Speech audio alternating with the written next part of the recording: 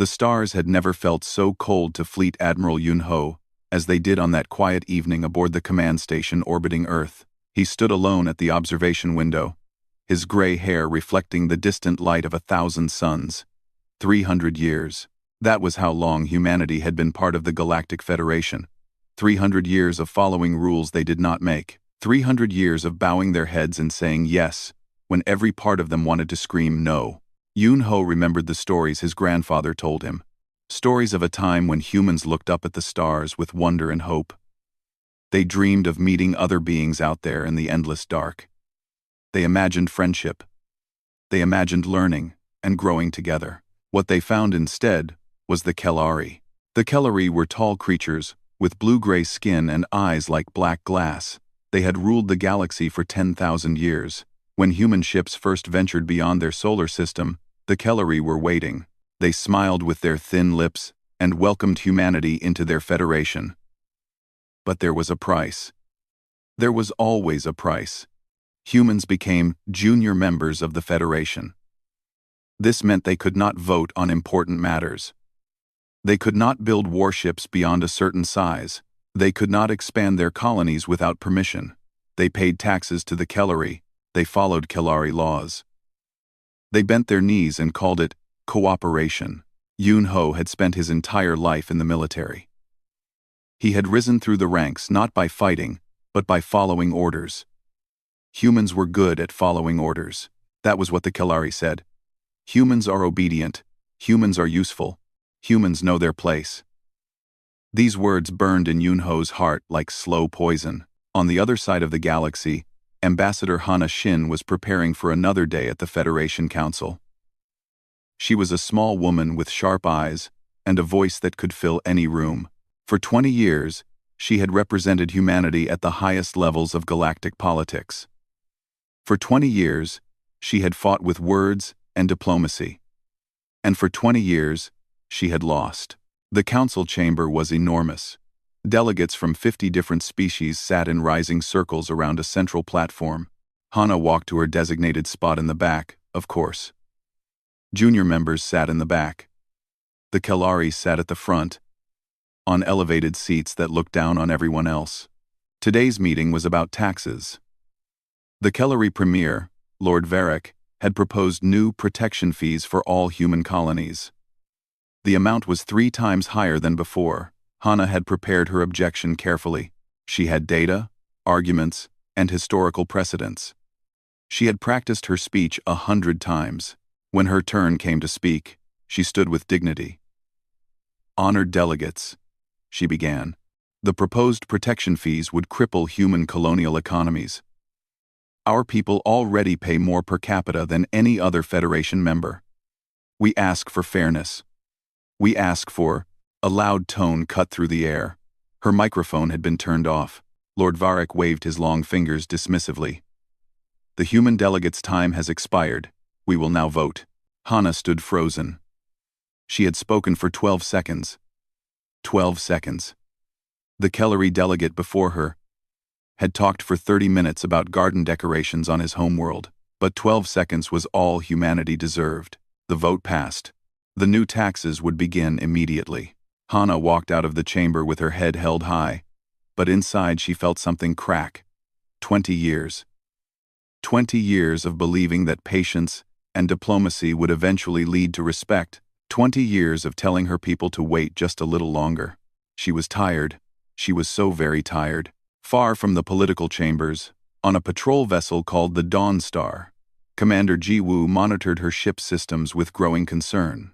She was young for her rank, only 32 years old, with quick hands and a quicker mind. Her crew respected her because she treated them like family and never asked them to do anything she would not do herself. The Dawn Star was assigned to patrol the border between human space and unclaimed territory. It was boring work most of the time. But lately, things had changed. Kelari warships had been appearing in places they should not be. They would drift close to human colonies, scan everything, and then leave without explanation. "Commander," her sensor officer called out, "I'm detecting 3 Kelari vessels near the Sigma Station." Ji-woo frowned. Sigma Station was a small mining outpost with only 200 workers. Why would 3 warships go there? "Open a channel," she ordered.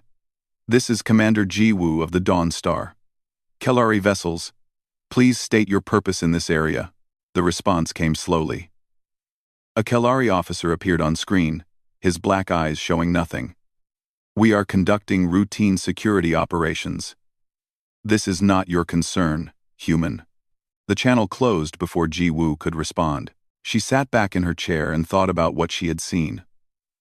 Routine security operations did not require 3 heavy cruisers. Something was happening. Something the Kellari did not want humans to know about. Back on Earth, news of the new taxes spread quickly. People gathered in public squares and talked in worried voices. Some were angry.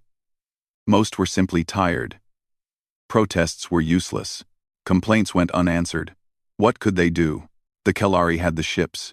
The Kellari had the weapons. The Kellari had everything.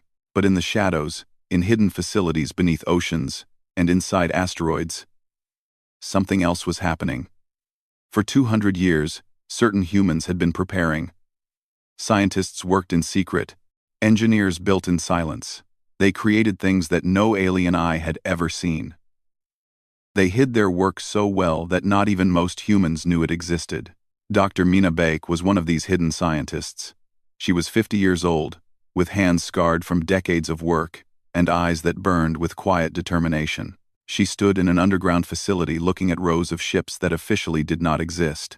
"How long until we are ready?" asked a voice behind her. Mina did not turn around. "We have been ready for 50 years. The question is not whether we can fight. The question is whether our leaders will choose to." The voice belonged to General Sung Tae, commander of ground forces. He was a mountain of a man with a face like carved stone. "That choice may come sooner than anyone thinks. The Kellari are positioning for something. I can feel it." Mina finally turned to look at him. "Then let us hope our people are wise enough to see what is coming, and brave enough to face it." On the command station, Fleet Admiral Yoon Ho received a report about the new taxes. He read it slowly, then set it down on his desk. His window showed Earth below, blue and green and beautiful. 8 billion people lived there. 18 colony worlds held another 12 billion. All of them looked to leaders like him for protection. For 300 years, humans had been kind. They had been patient. They had followed every rule and swallowed every insult. They had believed that if they were good enough, peaceful enough, obedient enough, the galaxy would eventually accept them. Yoon Ho was beginning to understand that this was a lie. He pressed a button on his desk. "Get me Ambassador Shin, and call a meeting of the War Council. It is time we had a serious conversation about our future." Outside his window, the stars continued to shine. Cold, distant, waiting. Something was about to change. Humanity did not know it yet. But the first cracks had appeared in 300 years of silence. And cracks, once started, have a way of spreading until everything breaks. The question was not if it would happen.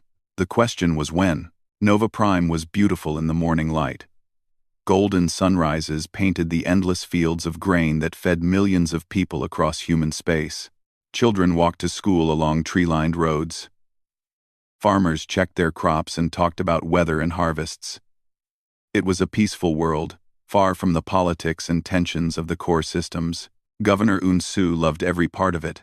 Eun-soo was not a typical politician. He had been a teacher before the people of Nova Prime asked him to lead them. His wife had died 5 years ago, leaving him to raise their 2 children alone, a daughter named Yuri who was 12, and a son named Tae who was 8. Every morning, Eun-soo would walk them to school before going to his office. Every evening, he would cook dinner while they told him about their day. It was a simple life. A good life. On this particular morning, Eun-soo stood on his balcony drinking tea and watching the sunrise. His communicator buzzed. He looked at the screen and felt his stomach tighten. It was a message from the Colonial Defense Station. Priority 1. Governor, we are detecting multiple ships entering our system. Count is 50 vessels. Configuration is Kellari military. 50 warships. Nova Prime had 3 patrol ships for defense. 3. Eun-soo's hands did not shake as he set down his tea. He had known this moment might come. Everyone had known. They just hoped it would not happen to them. "Sound the alert," he said calmly, "and get my children to the emergency shelter." Across the colony, sirens began to wail. People stopped what they were doing and looked up at the sky. Some ran toward shelter buildings. Others stood frozen, not understanding what was happening. The Kellery had never attacked a human colony before, not directly. Surely this was some kind of mistake. It was not a mistake. Sergeant June Park was running weapons drills with his squad when the alert came. He was 28 years old, strong and quick, with the kind of face that made people trust him immediately. His soldiers looked to him for guidance, and he tried his best to give it. "Everyone to defensive positions," he shouted. "This is not a drill." His squad moved fast, taking up places around the capital city's main square. June looked up and saw them, dark shapes descending through the clouds. Kellery dropships. Dozens of them. His communicator crackled. "All defense forces, this is Governor Unsu. We have received an ultimatum from the Kellery fleet. They are claiming this planet under some ancient territorial law. They want us to evacuate the entire colony within 1 hour. I have refused," someone in June's squad whispered. "We cannot fight 50 warships." June gripped his weapon tighter. "No, but we can make them remember us." In orbit, Commander Ji Woo pushed the Dawnstar's engines beyond their limits. She had picked up the Kellery fleet movements 12 hours ago and immediately changed course for Nova Prime. Her ship was fast, but space was vast. She was still 4 hours away. "Commander, we are receiving transmissions from the colony," her communications officer reported. "The Kellery have demanded surrender. Governor Unsu is refusing." Ji Woo closed her eyes for a moment. She thought about the 5.8 million people on that world. Families. Children. Regular people who had done nothing wrong except be born human. "Push the engines harder," she ordered. "I do not care if they burn out. We have to get there." On Nova Prime, Governor Unsu stood in the central broadcast station. Every screen on the planet showed his face. His voice reached every home, every shelter, every scared family huddled together waiting for answers. "My friends," he said, "my neighbors, my family. You have heard the Kellery demands. They want us to leave our homes. They want us to abandon everything we have built. They say this world is not ours." He paused and took a slow breath. "I am a teacher. I taught history. I taught our children about the struggles our ancestors faced and the courage they showed. Today, I am not just your governor. I am Unsu, a father of 2. And I am telling my children what I am telling all of you. This is our home. We built it with our hands and our hearts. We will not leave. We will not surrender. If they want our world, they will have to take it from us. And we will make them pay for every inch." Across the colony, people listened. Some cried. Some cheered. But something changed in all of them. Fear did not disappear, but it made room for something else. Pride. Defiance. The understanding that some things are worth fighting for, even when you cannot win. The Kellery response came 20 minutes later. Fire fell from the sky. Lord Varric watched from his flagship as his weapons turned Nova Prime cities into infernos. His black eyes showed nothing, no joy, no regret. Nothing at all. To him, this was simply pest control. Humans had become too confident lately. They needed to be reminded of their place. "Focus on population centers," he ordered. "Make sure they understand the cost of defiance." The bombardment lasted 3 hours. 3 hours of fire and screaming and death. Buildings collapsed on families hiding inside. Hospitals burned with patients still in their beds. Schools became tombs for children who never had a chance to grow up. Sergeant June Park fought through streets filled with smoke and rubble. His squad had been reduced to 3 survivors. They found civilians wherever they could and guided them toward evacuation ships. An old woman who could not walk, they carried her. A boy separated from his parents, they took his hand and ran with him. "Keep moving!" June shouted over the explosions. "The shelter is 2 blocks ahead." A beam of energy struck the building next to them. June threw himself over the boy, shielding him with his own body as debris rained down. Pain exploded in his leg, but he forced himself up and kept running. They reached the shelter just as evacuation ships began launching. June pushed the civilians inside and turned back. There were more people out there. He could hear them screaming. "Sergeant, we have to go," one of his soldiers yelled. June looked at the burning city. Then he looked at his soldiers. "Get them to orbit. I am going back." He ran into the fire. Governor Yunsu was still at the broadcast station when the ceiling collapsed. He had refused to leave. Someone had to keep transmitting. Someone had to tell the galaxy what was happening. His last words, recorded and sent across human space, were simple. "Tell my children I love them. Tell them their father stood." The evacuation saved 3.5 million people. But 2.3 million died. Fathers and mothers. Sons and daughters. Teachers and farmers. People who had never held a weapon in their lives. Their only crime was being human. Commander Ji Woo arrived 2 hours after the bombardment ended. The Dawn Star slowed to a stop, and the bridge fell silent. On the view screen was Nova Prime, or what remained of it. Entire continents were scarred with black burn marks. Cities that had held hundreds of thousands were now craters. Smoke rose into the atmosphere, covering the planet in a gray shroud. Ji Woo's crew did not speak. Some cried quietly. Others simply stared, unable to process what they were seeing. Among the wreckage, they found a small recording drone drifting in orbit. Its memory contained something that would change everything: the voice of a child. A little girl, maybe 5 or 6 years old, had somehow accessed the emergency broadcast system in her final moments. "Mommy. Mommy. Why are they hurting us? What did we do wrong? Mommy. Please wake up. Mommy. I am scared. Why are they?" The recording cut off. Ji Woo played it once. Then she sent it to every ship, every station, and every human world in the galaxy. She did not add any commentary. She did not need to. On Earth, Fleet Admiral Yoon Ho sat alone in a dark room and listened to that child's voice 3 times. His hands trembled. Tears ran down his weathered face. But when he stood up and walked into the United Human Assembly, his eyes were dry and hard as steel. The assembly hall was packed. Every delegate, every military leader, every surviving colonial representative waited in terrible silence. They had all heard the recording. They had all seen the images from Nova Prime. Yoon Ho walked to the central platform. He did not bring notes. He did not need them. "They have killed our children," he said. His voice was quiet, but it reached every corner of the room. "They have burned our homes.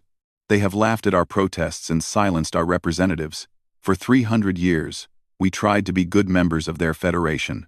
We followed their rules. We paid their taxes. We bowed our heads and hoped that one day they would see us as equals." He paused. "That day will never come. Not through patience. Not through diplomacy. They do not respect us because they do not fear us. Today, that changes." He looked across the assembly at the generals, the admirals, the politicians, and the common people who had somehow found their way inside. "I am asking you for something we have not given in 3 centuries. I am asking for war. Total war. Not for conquest. Not for revenge. For survival. For the right to exist as free people. For the 2.3 million who died on Nova Prime. For that little girl who asked her mother why they were hurting her." His voice rose. "Today, humanity says, enough." The vote took 30 seconds. It was unanimous. War. The stars were about to learn what happens when humans stop being kind. Lord Varric received the news of humanity's declaration of war while eating his morning meal. He read the message, set down his utensil, and laughed.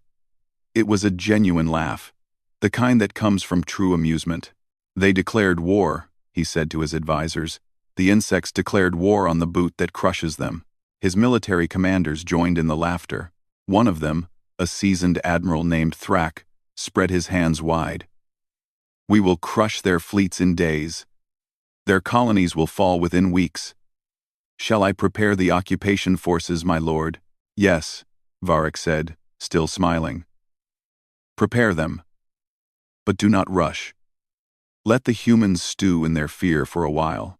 Let them understand how small they truly are. Across the galaxy, the Kellery shared this confidence. Human military strength was well documented.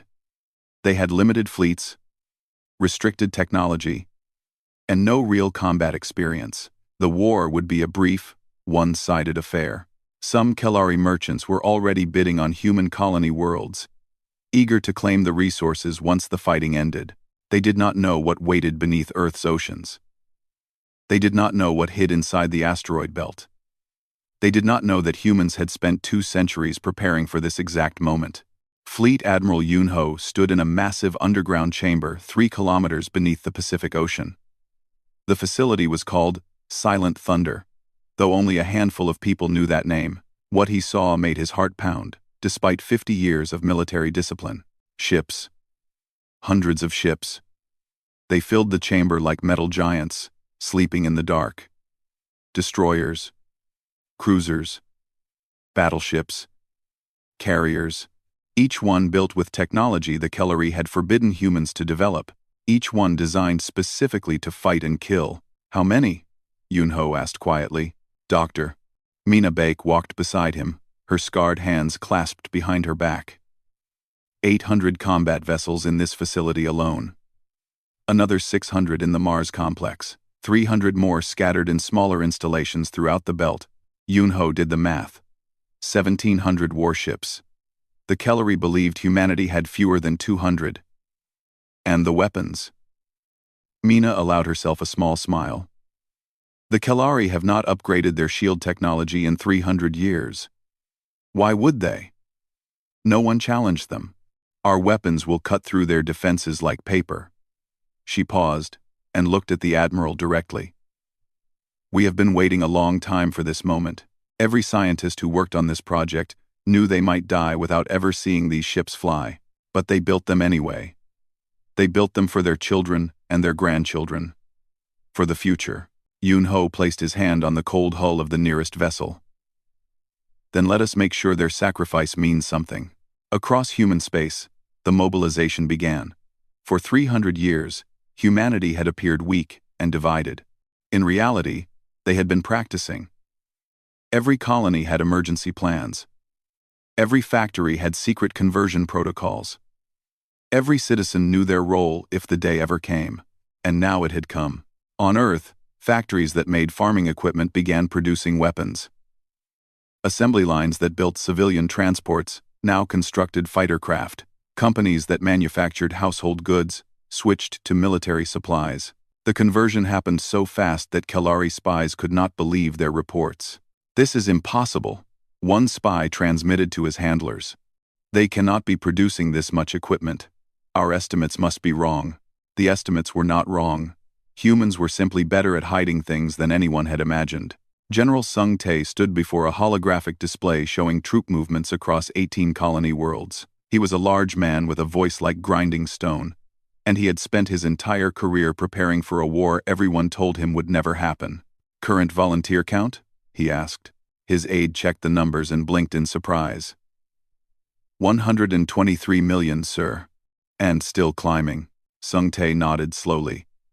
The Kellery ground forces numbered about 40 million across their entire empire. They had never needed more. No one dared challenge them. Begin training immediately. I want the first combat divisions ready within 60 days. Ringly. 60 days? The aide looked uncertain.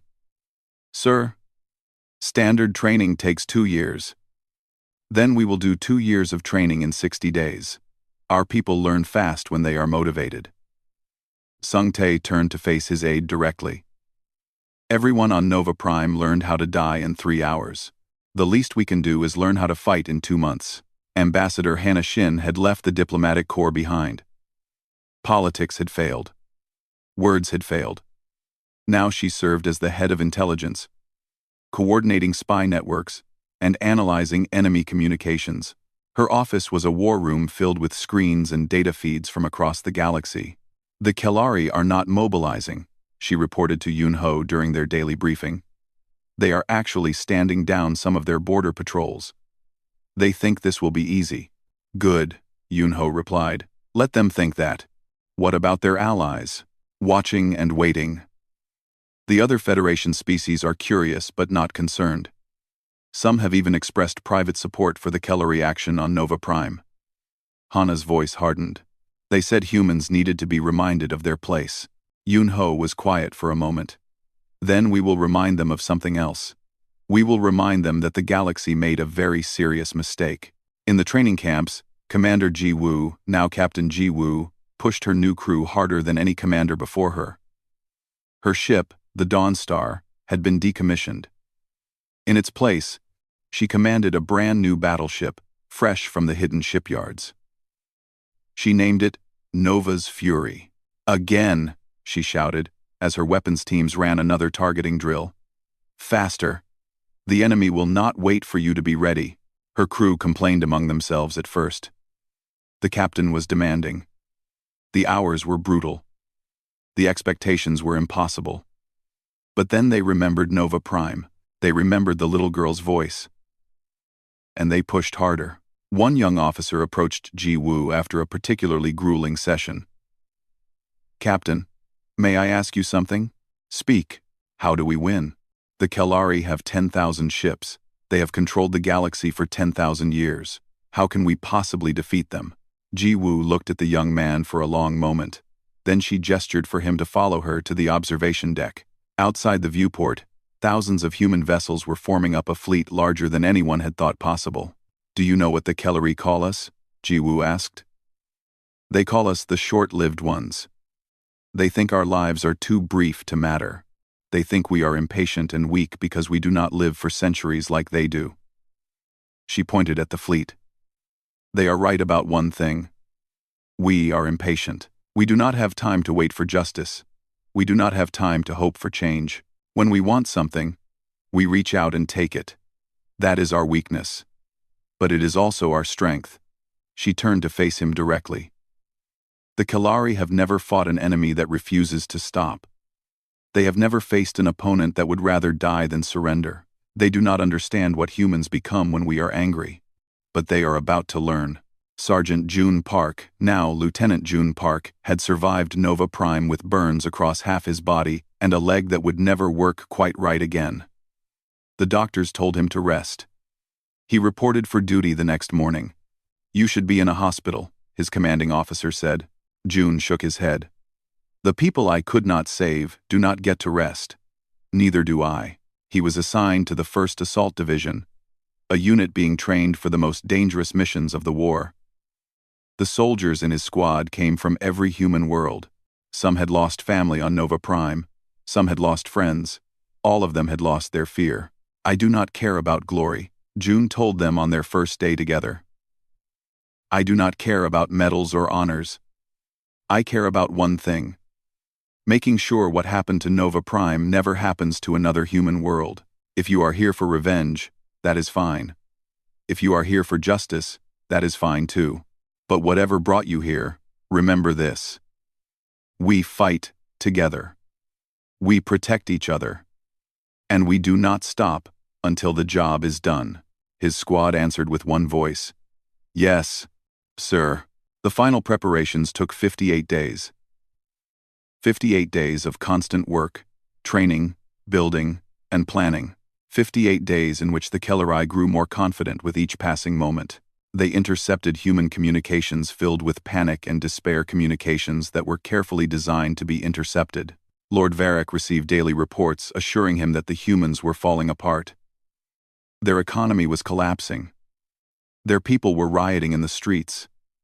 Their military was in chaos. He ordered his fleet to prepare a final, decisive assault that would end the war before it truly began. He never saw the real reports. He never knew about the hidden shipyards, or the secret weapons, or the 123 million soldiers training day and night. He never understood that humans were not panicking, they were preparing. On the 58th day, Fleet Admiral Yunho stood on the bridge of his flagship, Earth's Wrath. Around him, 1,700 warships waited in perfect formation. 1.7 million sailors and soldiers stood ready at their posts. The largest military force in human history was about to move. Yunho activated the fleet-wide communication system. His voice reached every ship, every soldier, every corner of human space. 300 years ago, we reached for the stars with hope in our hearts. We found cruelty instead. For 300 years, we endured. We bowed. We obeyed. We told ourselves that patience was wisdom and submission was survival. He paused. We were wrong.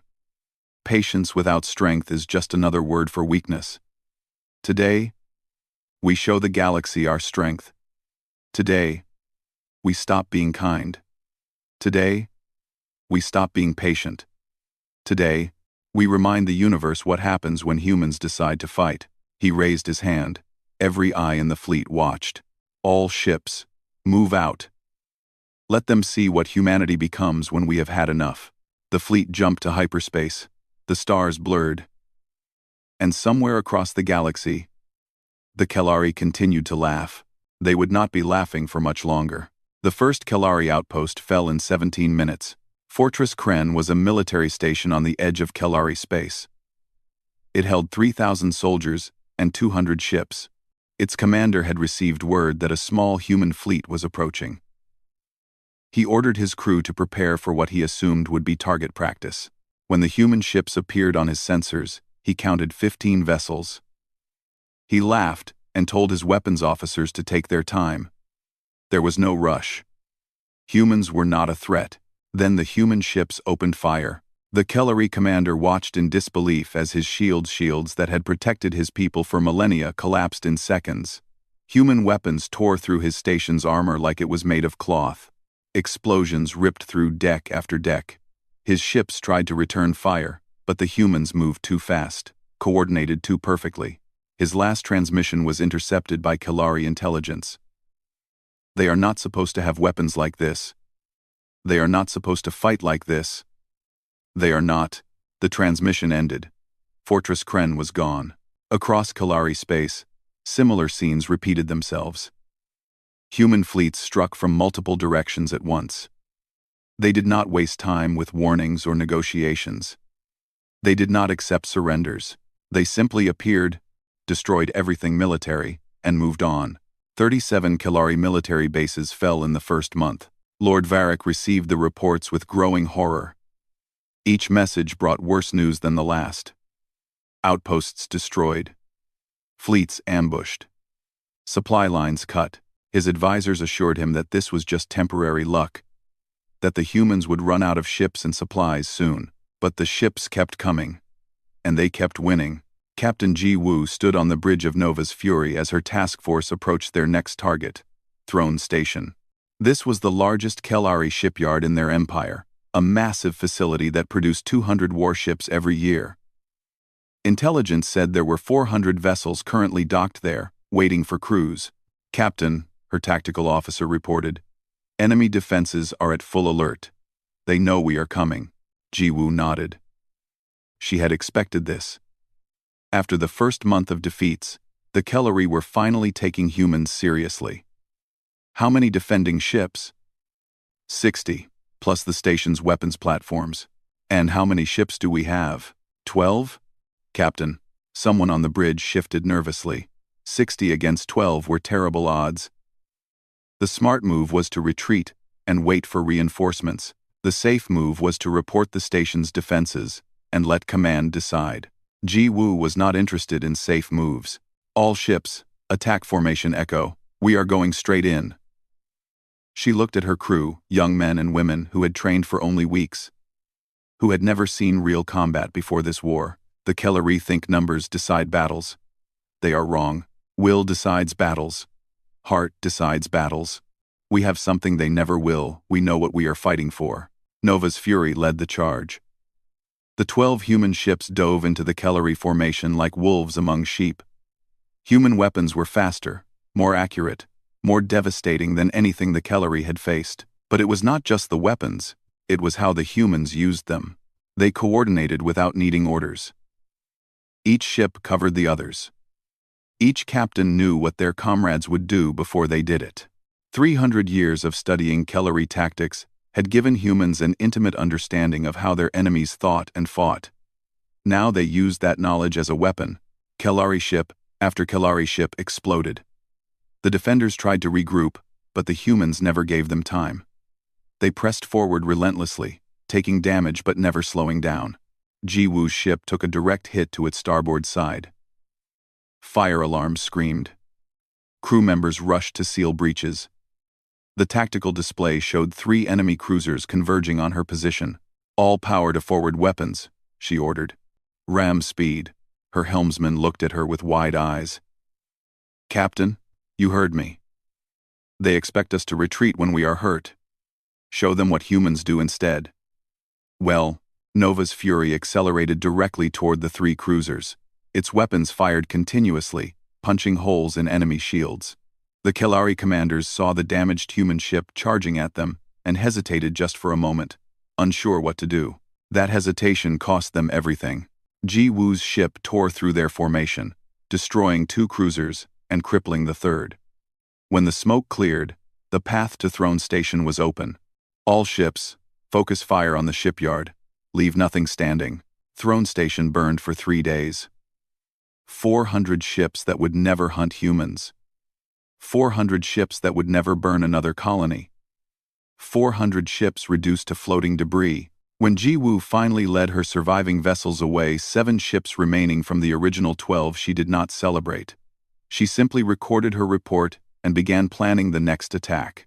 On the ground, the war was equally brutal. Lieutenant June Park dropped from an assault shuttle onto a Kellery-occupied world called Sethis. His boots hit the ground running. Around him, his squad spread out in perfect formation. Overhead, human ships fought enemy interceptors for control of the sky. Sethis held 50,000 human prisoners, workers who had been relocated from their colonies to serve in Kellery mines. Rescuing them was considered impossible by strategic analysts. June's division commander had said they could not spare the resources. June volunteered anyway. 200 soldiers against 10,000 Kellery guards. Impossible odds. But humans had stopped caring about odds. "Move fast, hit hard, keep them confused," June told his squad. "The Kellery have never fought an enemy that comes at them from every direction at once. They will not know how to respond." His squad split into dozens of small teams, each one striking different targets. Guard towers, communication centers, vehicle depots. They attacked simultaneously, creating chaos across the entire facility. The Kellery defenders outnumbered them 50 to 1. But the Kellery were trained to fight in organized formations against predictable enemies. They were not prepared for humans who appeared from shadows, killed quickly, and vanished before reinforcements arrived. June personally led the assault on the main prison building. He kicked in the door and found himself facing a Kellery officer twice his size. The alien raised his weapon. June was faster. Inside the cells, human prisoners stared at their rescuers with disbelief. "Who are you?" one woman asked, her voice broken from years of hard labor. "We are from Earth," June said. "We are taking you home." Tears ran down the woman's face. "They told us no one was coming. They told us humanity had forgotten about us." June helped her to her feet. "Humanity never forgets, and we never abandon our own." They evacuated 48,000 prisoners that day. June lost 60 soldiers. He carried their names in his heart and promised to remember every single one. Lord Varric tried everything to stop the human advance. He ordered counterattacks that were ambushed and destroyed. He called for reinforcements from distant sectors, but they arrived too late. He offered peace negotiations, which the humans rejected without response. In desperation, he contacted his allies in the Federation. Surely they would help. Surely they understood that if the Kellery fell, others would be next. The responses surprised him. "We are neutral in this conflict," the Vexar ambassador said. "We have no interest in intervening." The Drotha representative declared. "Perhaps you should not have burned their colony," the Malwan observer suggested coldly. One by one, the species who had laughed at humanity's declaration of war fell silent. They watched the Kellery Empire crumble and did nothing. Some were afraid. Some were secretly pleased. All of them were learning the same lesson. Do not provoke the species that does not know how to give up. 18 months after the war began, the human fleet assembled in orbit around the final target, Kelos, the Kelari homeworld. Fleet Admiral Yun Ho looked at the planet on his view screen. A beautiful world of blue seas and green continents. 10 billion Kelari lived there. Most of them civilians, who had nothing to do with Nova Prime. "Admiral," Hana Shin said quietly, "we have a transmission from Lord Varric. He is requesting negotiations." Yun Ho was silent for a long moment. He thought about Nova Prime. He thought about the little girl's voice. He thought about 2.3 million people who would never see another sunrise. Put him through. Lord Varric's face appeared on screen. He looked old now. Broken. His black eyes held something they had never held before. Fear. "Admiral Yun Ho," he said, "I am prepared to discuss terms for peace. Surely we can find a way to end this war without more bloodshed." Yun Ho studied the face of the being who had ordered the massacre of millions. "You want peace now? After everything you have done? We underestimated you," Varric admitted. "We were wrong. Surely you can see that continuing this war serves no purpose. More killing will not bring back your dead." "No," Yun Ho agreed. "It will not. But it will make sure no one ever makes the same mistake again." He leaned forward. "Here are my terms. Unconditional surrender, full reparations to every human colony, war crime trials for everyone responsible for Nova Prime. And one more thing." "What?" "You will broadcast the recording. The one of the little girl asking her mother why the Kelari were hurting her. You will broadcast it to every world in your empire. Every Kelari citizen will hear what was done in their name." Varric's face twisted. "That is humiliation. I cannot. You can. And you will. Or I will turn your homeworld into what you turned Nova Prime." The transmission ended. Varric had his answer within the hour. Unconditional surrender. The war was over. Humanity had won.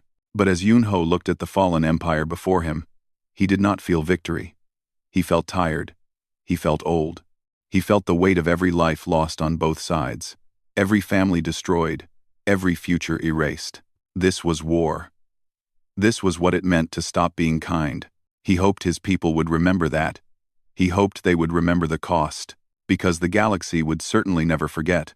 The surrender ceremony took place on a space station orbiting Kelos. Ambassador Hana Shin stood at a long table, her face showing nothing. Across from her sat Lord Varric and what remained of the Kelari High Council. Once, these beings had ruled a galaxy. Now they waited to learn their fate from a species they had called inferior. Hana read the terms clearly and slowly, making sure every word was heard by the millions watching across the galaxy. First, all territories seized from humanity will be returned immediately. Second, full financial reparations will be paid to every human colony, with priority given to the survivors and families of Nova Prime. Third, all individuals responsible for the order to attack Nova Prime will stand trial for crimes against sentient life. Fourth, the Kelari Empire will formally recognize humanity as a sovereign equal within the Galactic Federation, with full voting rights and no restrictions on technology or military development. She paused and looked directly at Varric. Fifth, the recording of the child from Nova Prime will be broadcast on every Kelari world, every station, and every ship. Your people will know what was done in their name. Varric's hands trembled as he reached for the document. His signature was shaky, barely readable. When he finished, he looked up at Hana with something like desperation. "We made a mistake," he said quietly. "A terrible mistake. Surely you can understand that. Surely there can be forgiveness." Hana studied him for a long moment. Behind her stood Fleet Admiral Yun Ho, Captain Ji Woo, Lieutenant Jun Park, and hundreds of other officers who had fought and bled for this moment. She thought about what to say. She thought about the families who would never be whole again, the children who died in fire, the screams that still echoed in her dreams. You did not make a mistake, she said finally. A mistake is accidental. What you did was deliberate. You chose to burn a world because you believed we were too weak to stop you. You were wrong. She straightened the signed document and slid it into her folder. Forgiveness is not mine to give. The dead cannot forgive. All I can give you is this. Your empire survives. Your people will live. That is more than you gave Nova Prime. She turned and walked out without looking back. The galaxy watched the recording of the little girl that evening. On Kellery Worlds, citizens sat in stunned silence as they heard her voice asking why they were hurting her. Many wept. Some protested that they had never wanted this. Others simply turned off their screens and tried to pretend it was not real. But they all heard it. They all remembered. 3 weeks later, Lieutenant June Park returned to Nova Prime. The planet was still scarred. The cities were still ruins. The fields that had once fed millions were still covered in ash. But ships were landing now, bringing equipment and workers. Humans were returning to rebuild. June walked alone through what had been the capital city. His leg ached with every step. But he did not stop. He had to see it. He had to remember. He found the spot where Governor Unsu had made his final broadcast. The building was gone. But someone had placed a small marker there. A simple stone with the governor's name and his last words. Tell my children I love them.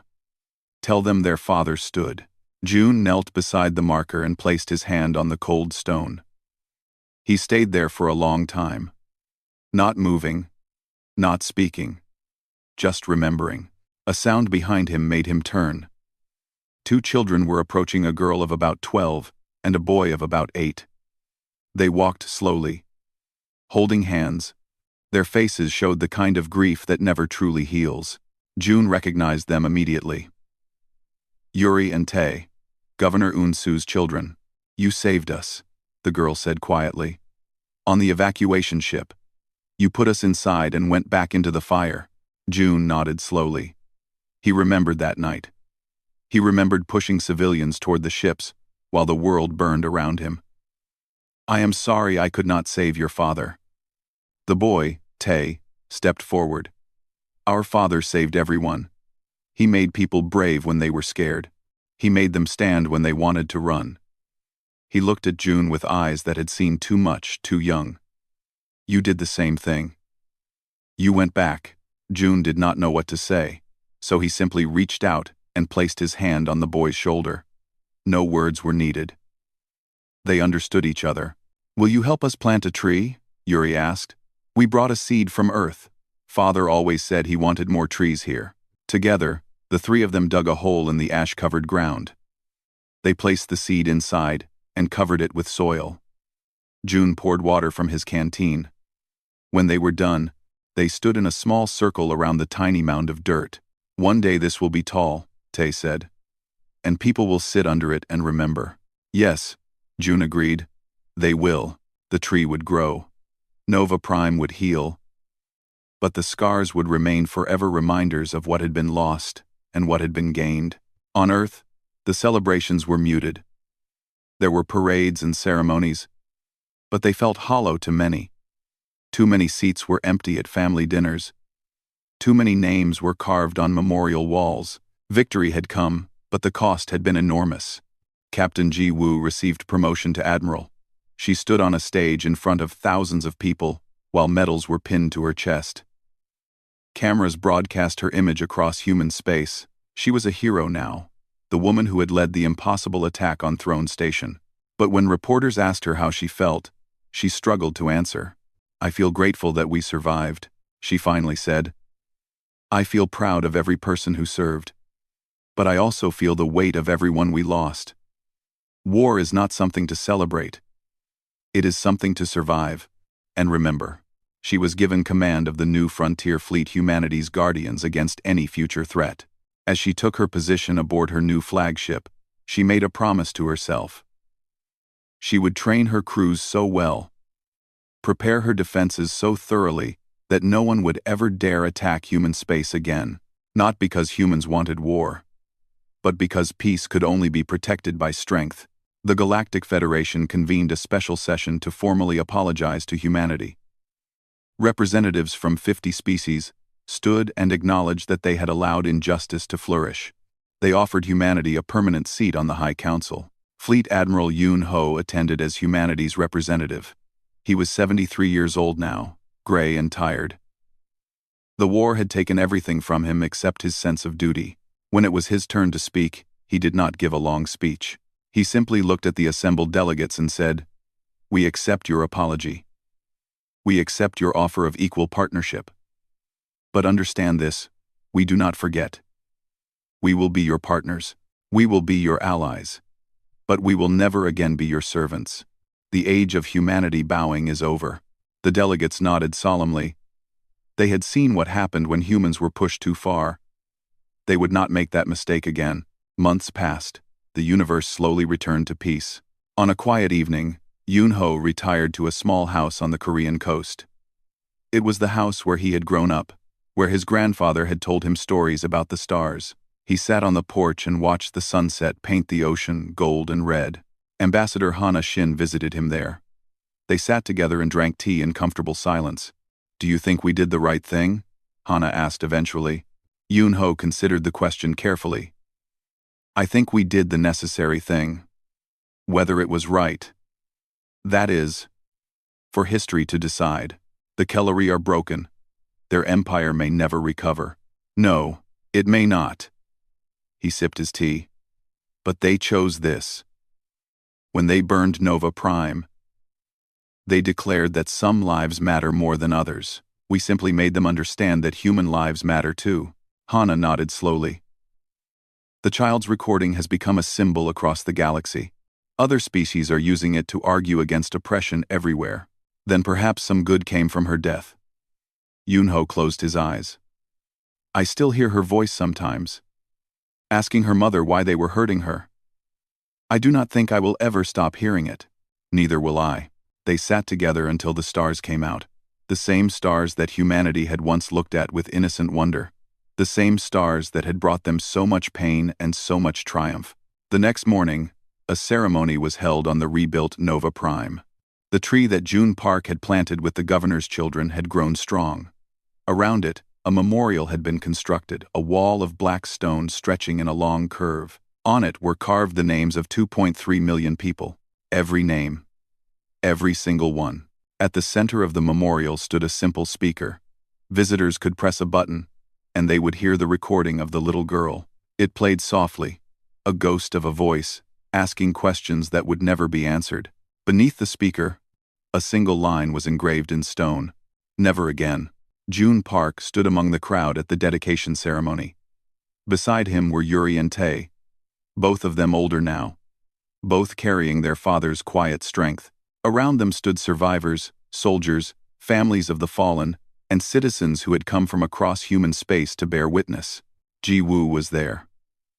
Hana Shin was there. Thousands of others filled the fields around the memorial. Fleet Admiral Yoon Ho spoke the final words. "We did not want this war," he said, his voice carrying across the silent crowd. "We wanted only to live in peace. For 300 years, we hoped that kindness would be met with kindness. We were wrong." He looked at the wall of names, at the families weeping, at the children who would grow up in a galaxy forever changed by what had happened. But we learned something important. Humanity's kindness is not weakness, it is a choice. We choose to be kind because we believe in a better universe.